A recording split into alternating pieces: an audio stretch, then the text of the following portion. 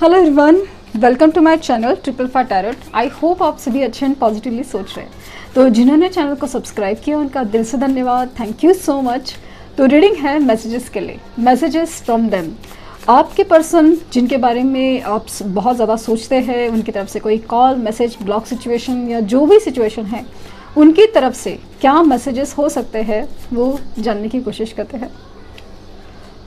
Reading general है, collective है, लेकिन पॉजिटिव है। जो भी है, जो मैसेजेस हैं निकल के आते हैं, देखते हैं क्या कहना चाहते हैं। The silver waterfall, soulmates, boundaries, abundance,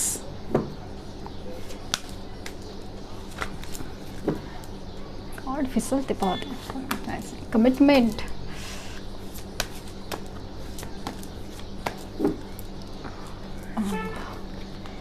the garden. Bottom deck है serendipity.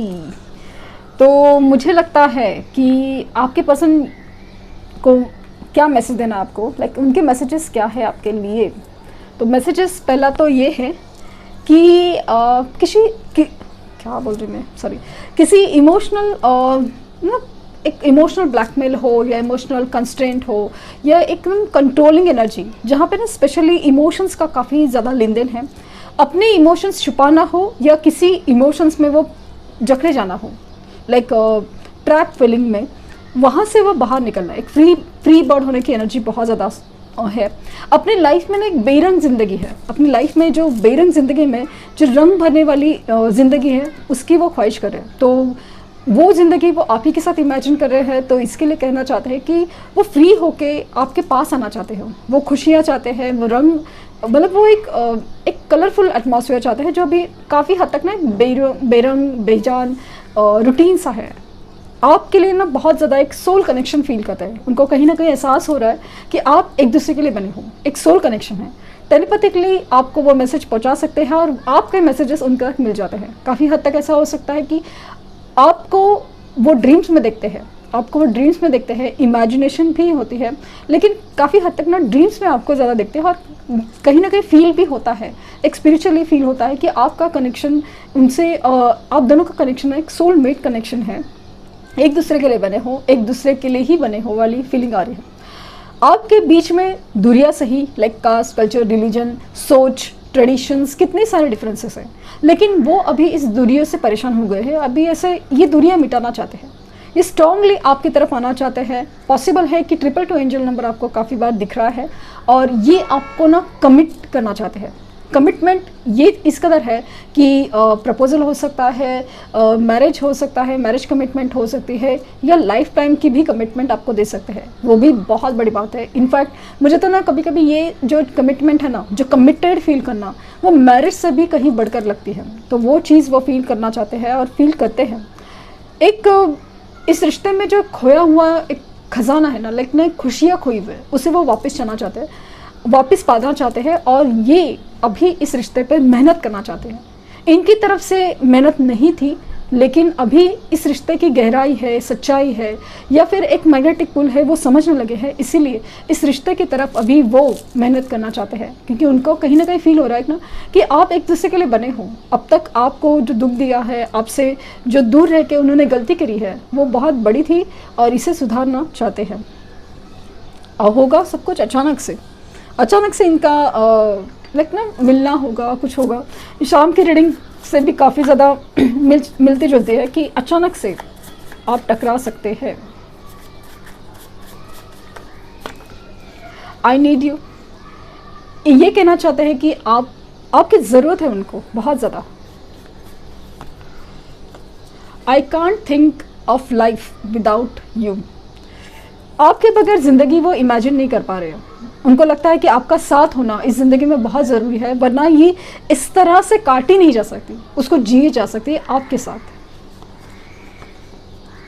You are my everything, आप उनके लिए सब कुछ हो।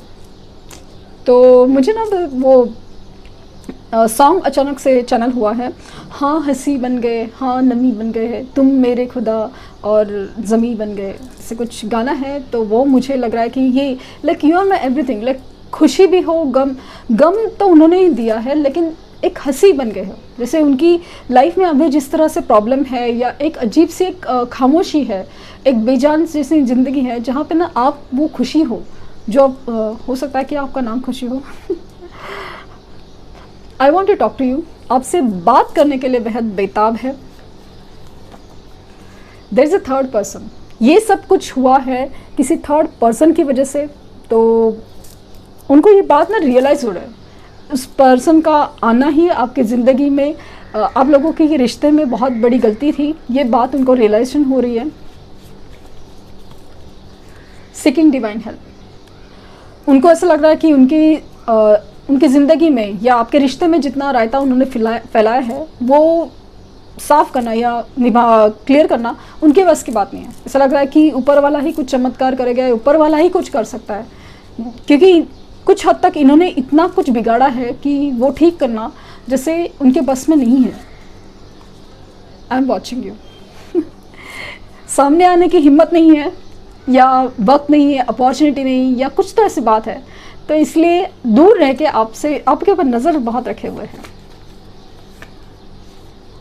I am not happy without you, आपके बगैर बिल्कुल खुश नहीं है, ऐसा उनका कहना है। So lucky to have you, आप जैसा पर्सन उनकी ज़िंदगी में आना जैसे उनको बहुत ज़्यादा एक खुशकिस्मती लगती है। और मुझे लगता है कुछ तो हुआ है लाइफ में, स्पेशली रिगार्डिंग थर्ड पर्सन। इसके लिए ये सारी चीज़ें ना मैसेजेस निकल के ऐसे आती है कि जैसे उनका एहसास हो रहा है कि कंपैरिजन हो रहा है काफ़ी ज़्यादा। और फैमिली इश्यूज़, यहाँ पे पूरा ना जो रीज़न बाउंड्रीज़ के पीछे रीज़न आया है कि थर्ड पर्सन की वजह से बाउंड्रीज आ गई थी, फैमिली इश्यूज़ की वजह से बाउंड्रीज आ गई थी।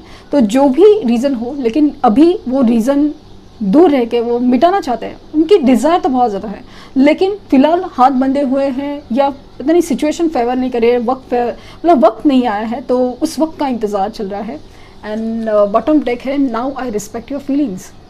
अभी आपकी फीलिंग्स का बहुत ज़्यादा रिस्पेक्ट फील हो रहा है। और जैसे मुझे एक थीम नज़र आ रही है इस रीडिंग में कि कहीं ना कहीं कुछ तो हुआ है, specially regarding the third person, third party, जिसकी वजह से किसी को बहुत ज़्यादा कंपैरेटिवली फील हो रहा है कि कौन सही है या फिर कौन अपना है और कौन पराया। तो यही थी रीडिंग। आई होप आपको कुछ गाइडेंस मिली हो। लाइक, शेयर, सब्सक्राइब करना ना भूलें। और पर्सनल रीडिंग के लिए लिंक डिस्क्रिप्शन बॉक्स में है, तो प्लीज़ कोई फेक कमेंट का जवाब ना दें। Thank you universe, thank you universe, thank you universe.